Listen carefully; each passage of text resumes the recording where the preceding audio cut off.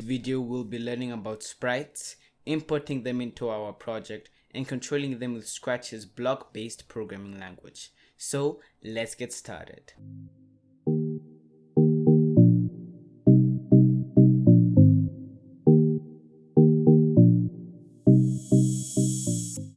To get things started, we're going to open up Scratch. If you're using Scratch online, then use the editor from the create page as shown in the previous tutorial.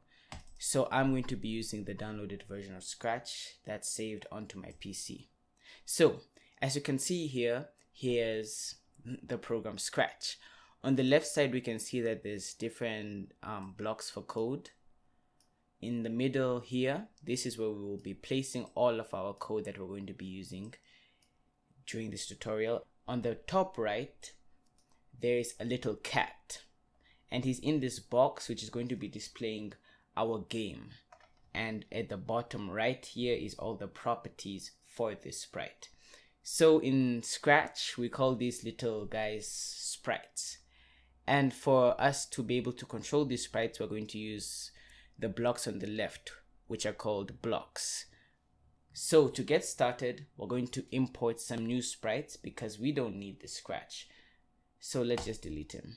Now it's empty and we moved over to our backdrop. And the backdrop is a background which is going to be displayed at the back of our project. So to get started, we're going to need some new sprites. Let's start by opening up Chrome. And now that Chrome is open, let's start by looking for our sprites. So we are going to be getting our sprites from a website called Open Game Art. And this is where we're going to be getting our sprites. For this episode, we're only going to be looking for two sprites, a character and a crosshair. A crosshair so that we are going to be able to aim in a certain direction, and a character so that we'll be having a character to move. So now that you open Game Art, you'll be met by this page, and here is where the search comes in, and we're going to be searching for the character. So just search top-down character, and the link will also be provided in the description. Now that we're here at this page, we see an animated top-down survival player. So we're going to click on the survival player, and we're going to download the link. So you can just download the zip, the one at the top. And there we go. The file is downloaded. So the second file we're going to need is crosshairs. So just search up crosshairs, and that should pull up a few different options in terms of crosshairs. The one I'm going to opt for here is the 64 crosshair split package. I'm just going to take that, and then you're given 64 different crosshairs to choose from in this package. Okay, now that it's loaded, we just download this zip file. Now that we have our two zip files installed, it's time to uncompress them. So just go to your download file, open them with your unzipper. So I'm just going to extract them and extract the second file.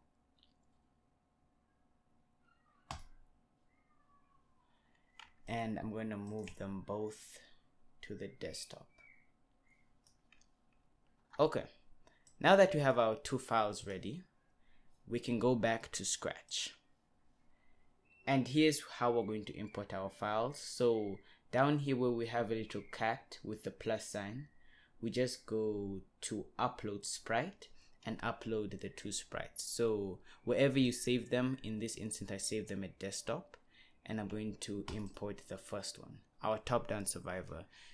So let's select the one with the handgun and idle, and just select the first one, the one that says 0. And here's our guy, and he's looking a little too big. And the way to decrease his size is by going down here where it says size and just change it from 100 to 35. That will work for now. 35. The next one we have to do is upload our crosshair, which we also installed. So crosshair 64, So there are several crosshairs to choose from, and I think I'm going to choose crosshair 46. And now the crosshair of course can't be seen, and that's where now we need a background. So I've also left the background link in the description, so you're just going to have to search grass for scratch, and then just search for that, and here's the file grass for scratch, and just download this file right here. And now we have the grass PNG. Just move it again to, I'm going to move it to desktop, move it to where you're saving all your files. Now I'm going to upload a background, which is not a sprite, it's the background of the game. So now we're going to upload the background, the grass background, and now we have a place for our player to move around. So let's delete the original backdrop. So now let's start by renaming the two sprites. So we're going to name this one player, okay, small l, and now this one crosshair.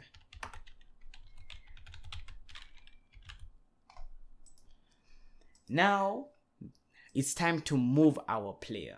When you start up Scratch, you will be at the motion side. So you want to go down here to events, and you'll see here there's a block named when flag clicked. So we're just going to drag that here into our scripts, and basically what this would do is when the flag is clicked, it will run everything under it.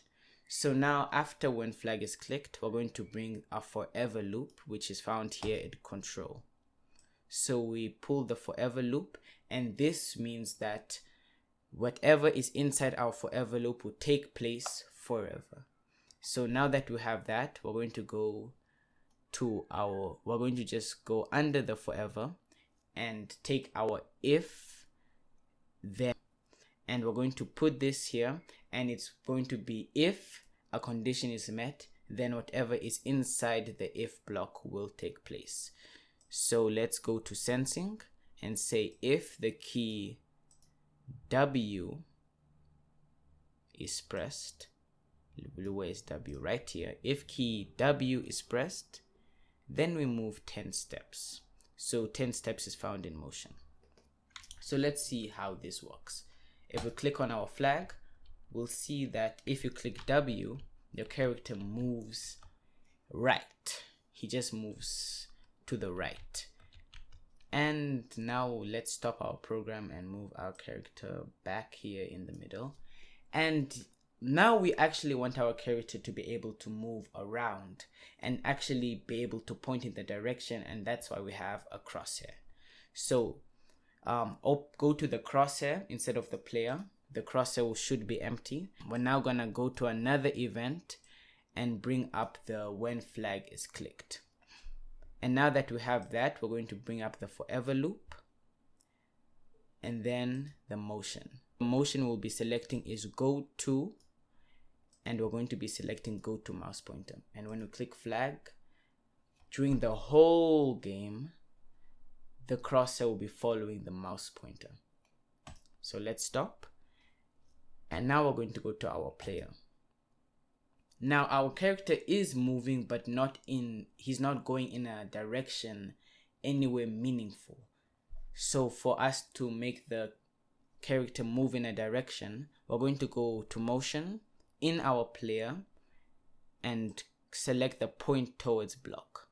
And we're going to do this outside of the W, because if we have it inside, let's see what will happen. It will never actually point towards unless you're clicking W, which isn't what we want.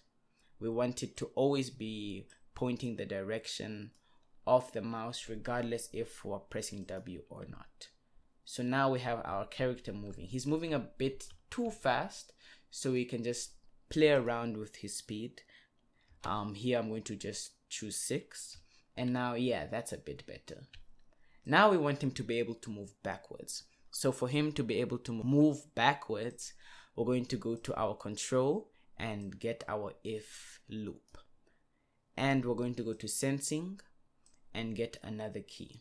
So we're going to say if s is pressed, then we move backwards. So for us to move backwards, we're going to use the move block, but then say instead of 6, we're going to move a negative number so that we move backwards instead of forward, and choose 3 so that we move slower instead of faster.